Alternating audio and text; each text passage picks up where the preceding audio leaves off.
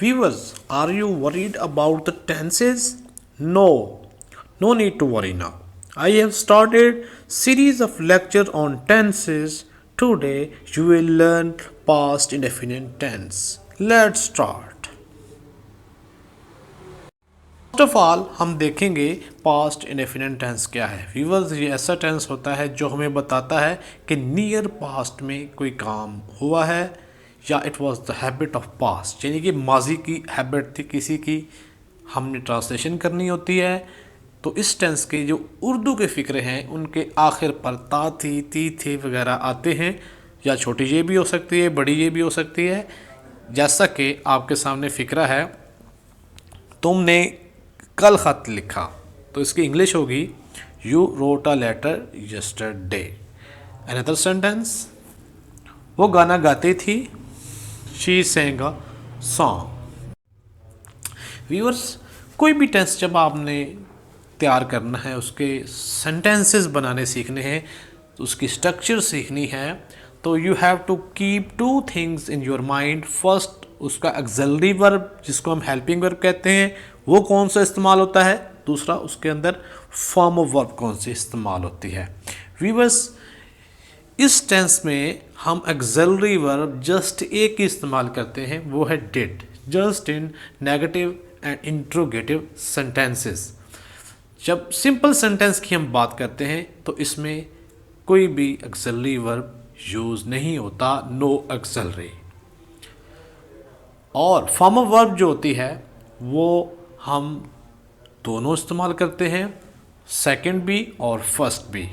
Second form of verb जो होती है ये सिंपल सेंटेंसेस में यूज़ होती है, पॉजिटिव सेंटेंसेस में यूज़ होती है, जबकि फर्स्ट फॉर्म ऑफ वर्ब जो है वो नेगेटिव और इंट्रोगेटिव सेंटेंसेस में यूज़ होती है।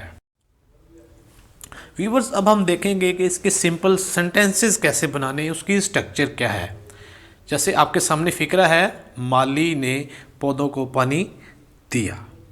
तो व्यूवर्स, इस फिक्रे के अंदर जो माली है ये आपका फाइल यानी कि सब्जेक्ट है, पौधे क्या है ये आपका ऑब्जेक्ट है, जबकि पानी देना क्या है, वर्ब है। ये माजी का फिक्रा है, पास्ट का, सिंपल पास्ट का।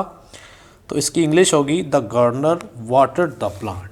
हमने यहाँ पर बगैर हेल्पिंग वर्ब के वाटर्ड क्या है, सेकंड फॉर्म ऑफ वर्ब इस्तेमाल की है, जबकि गार्डनर आपका सब्जेक्ट है, वाटर्ड आपका वर्ब है और ये सेकंड फॉर्म है, इसमें कोई हेल्पिंग वर्ब इस्तेमाल नहीं हुआ।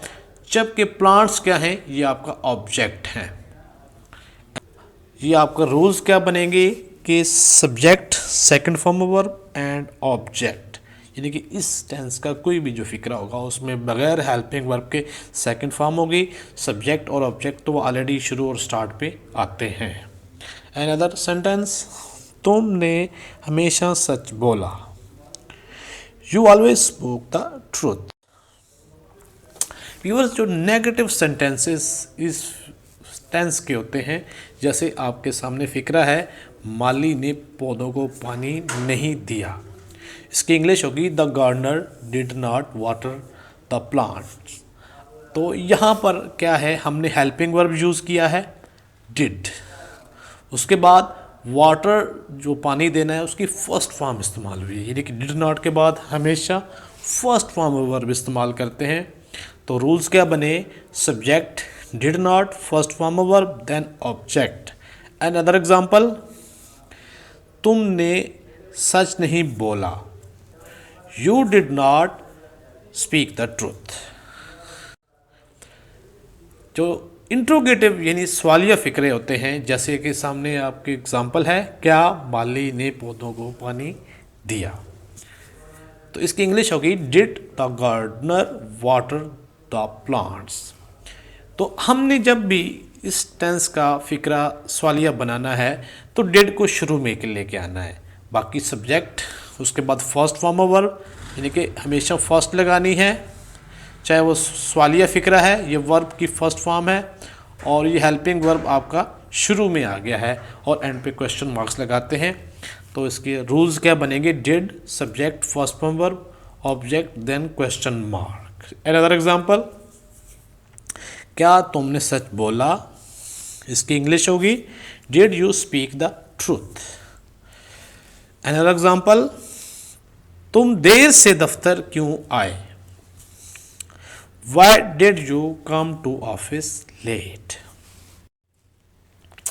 व्यूअर्स, जब हम पैसे वाइज की बात करते हैं, कोई भी फिक्रा जो होता है उसका जब हम पैसिव बनाते हैं, सब्जेक्ट वर्ब और ऑब्जेक्ट जो होता है इसमें तरतीब होती है फिक्रे की, तो हम क्या करते हैं सब्जेक्ट और ऑब्जेक्ट जो होता है उनकी जगह बदल देते हैं। जैसे आपके सामने फिक्रा है एक्टिव वाइज का, ही एट एप्पल्स, ये पास्ट इंडेफिनिट टेंस का एक्टिव वाइज का फिक्रा है।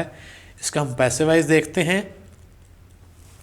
Apples were eaten by him, यानी कि पास्ट इंडेफिनिट में हमेशा थर्ड फॉर्म इस्तेमाल होती है और एप्पल्स को हमने बतौर सब्जेक्ट ले लिया, जबकि ही जो था वो आपका सब्जेक्ट था और उसका ऑब्जेक्टिव केस होता है हिम, वो अपनी जगह बदल गए। जबकि पैसिव वॉइस में वाज और वर क्या होता है, ये आपका हेल्पिंग वर्ब इस्तेमाल होता है।